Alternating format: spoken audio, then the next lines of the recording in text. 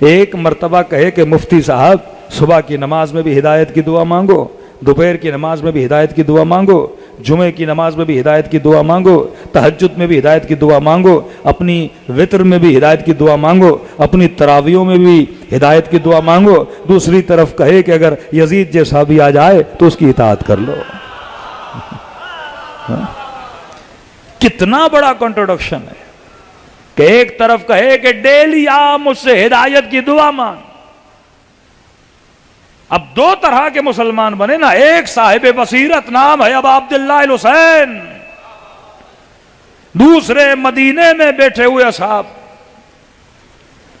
صبح سے شام تک مسجدوں میں کہہ رہے اہدنا الصراط المستقیم اہدنا الصراط المستقیم، اور خدا انعمت علیہم دکھا بھی رہا ہے پر حسین کے پیچھے نہیں جا رہے۔ یہ فرق ہے آل رسول میں اور شیعیان آل رسول میں کہ اگر کچھ کہتے ہیں تو بابصیر ہو کے جملے ادا کرتے ہیں، اے خدا ہدایت دے، پھر سوچتے ہیں کیا ممکن ہے یزید کی حاکمیت میں ہدایت ملے؟ کیا ممکن ہے کسی فاسق کسی فاجر کی حاکمیت میں ہدایت؟ الناس علی دین ملوکہم، لوگ اپنے حکمرانوں کے دین پہ ہوتے ہیں۔ پھر کہے کہ اگر حاکم بدعت بھی منائے تو اس بدعت پہ عمل کرو گے تو خدا ثواب دے گا، جسے بدعت حسنہ کا نام دیا گیا۔ اگر وہ منا کی 2 رکعت کو 4 رکعت کر دے، اگر وہ حج تمتع کو ختم کر دے، اگر وہ نمازوں میں بدعتیں پیدا کر دے، اذکار میں بدعتیں پیدا کر دے، کہنے کوئی بات نہیں، کیونکہ حاکم ہے اور حاکم کی اطاعت واجب ہے، لہذا بدعت والا کام کرنا بھی کیا بن جاتا ہے؟ ثواب بن جاتا ہے۔ یہاں پہ آل رسول نے بتایا کہ حقیقت کیا ہے۔ یہاں پہ آئیڈیالوجی آف اہل بیت نے کہ آپ یہ دیکھیے پوری دنیا میں 1 ارب مسلمان ہوں اور 1 ارب مسلمان اس انتظار میں ہیں کہ شیعہ کب اسرائیل کو ماریں گے۔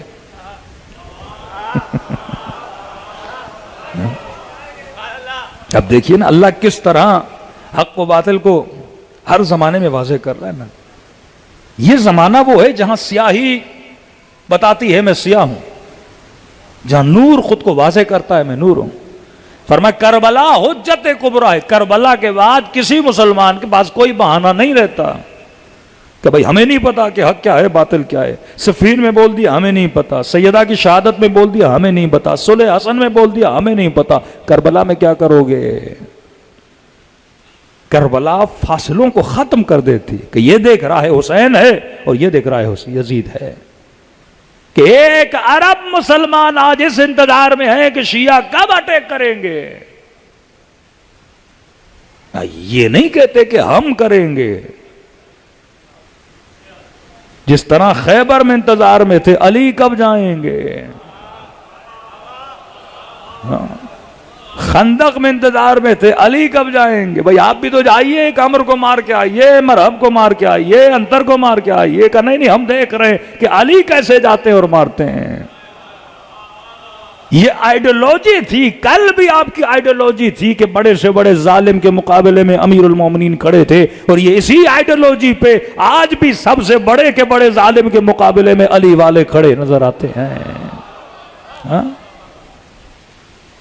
یہ مکتب جس نے آپ کو اتنی عزت اور اتنا وقار دیا، منبروں پہ بیٹھ کے فتوے دینا بڑا آسان ہے، لیکن میدان جنگ میں دشمن کی آنکھوں میں آنکھیں ڈال کے شجاعت کے ساتھ لڑنا بڑا مشکل ہوتا ہے۔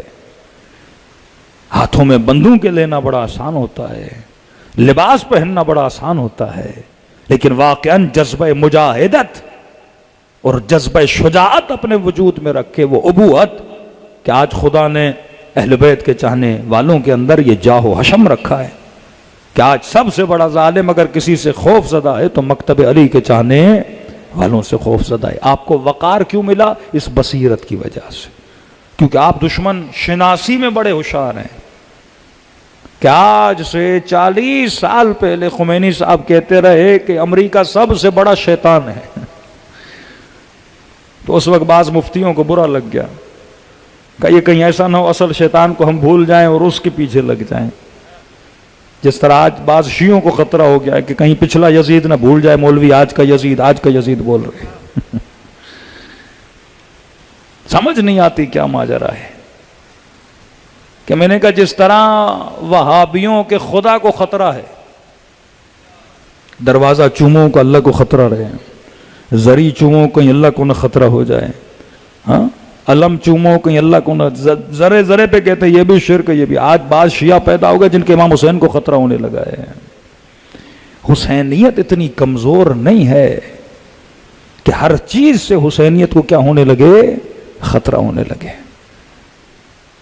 حسینیت تب لوگوں کو مقام کمال تک پہنچائے گی جب آپ حسینیت کی ترویج کی طرف آؤ.